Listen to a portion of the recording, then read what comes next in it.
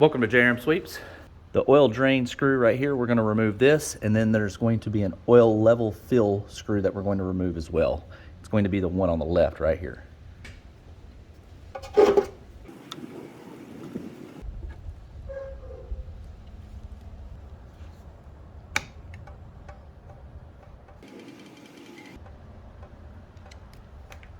At first it might take it a little bit to start draining, but if you take and spin your propeller here, kind of get that fluid moving around, you can see that it'll start coming out a little bit quicker.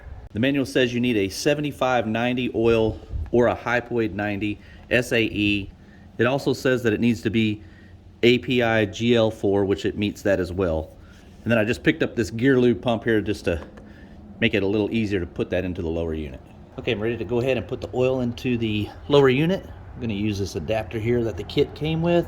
This lower unit only requires 3 ounces, but the manual says that we're going to pump fluid into the lower unit until it starts to come out of the oil level hole right here.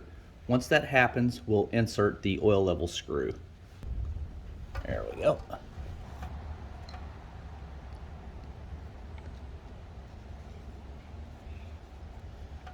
You don't want to over tighten this either.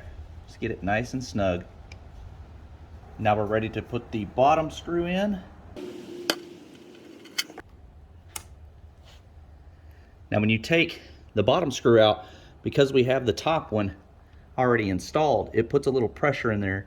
You'll have a little bit of time to put this bottom screw in before it starts leaking anything out. We're all good to go. Thanks for watching.